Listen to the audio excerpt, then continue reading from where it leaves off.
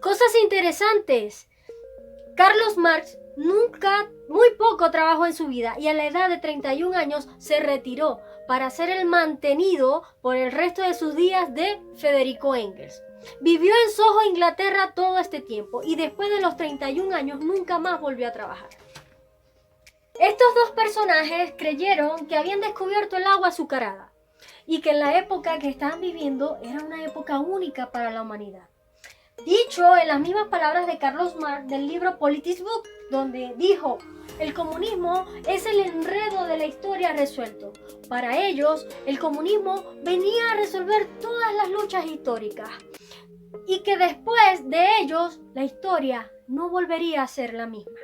La filosofía que crearon estos dos personajes fue inspirada para Alemania e Inglaterra, países que eran totalmente industriales, que contaban con una gran industria que crecía cada vez más, no para países agrícolas.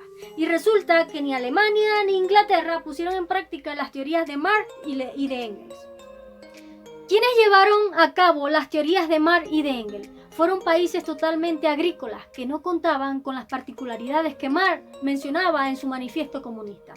Es decir, que los países que llevarán a cabo la práctica de estas teorías deberían de tener 1. Capital, 2. Manufactura y 3. Industria. Llámalos bobos, es decir, para ellos tener el control total de los recursos de un país.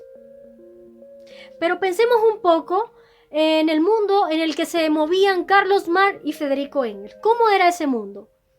El mundo en el que se movían Carlos Marx y Federico Engels en 1848 era un mundo donde la esclavitud todavía era legal en Estados Unidos y Europa, donde las mujeres no teníamos derecho a votar. Prácticamente no teníamos ningún derecho porque éramos consideradas idiotas como para votar y trabajar. Era un mundo donde no habían teléfonos, donde no había inodoros, donde no había radio, donde no había televisión, donde no había satélites en el espacio. Era un mundo donde no habían la cantidad de profesionales que hoy por hoy existen en el mundo. Era otro mundo, era otra época donde estos dos tuvieron la arrogancia de decir: de aquí para adelante la historia ya nunca va a cambiar. Ellos no tomaron en cuenta los avances tecnológicos.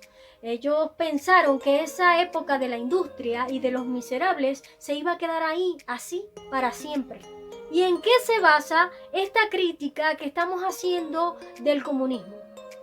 Pues se basa en la crítica del proyecto de Gotha, escrita por Carlos Marx, El Capital, también escrito por Carlos Marx, en 3 tomos, que por cierto el segundo tomo se imprimió luego de que Marx haya muerto. Ni siquiera lo vio publicado, y por supuesto el manifiesto comunista.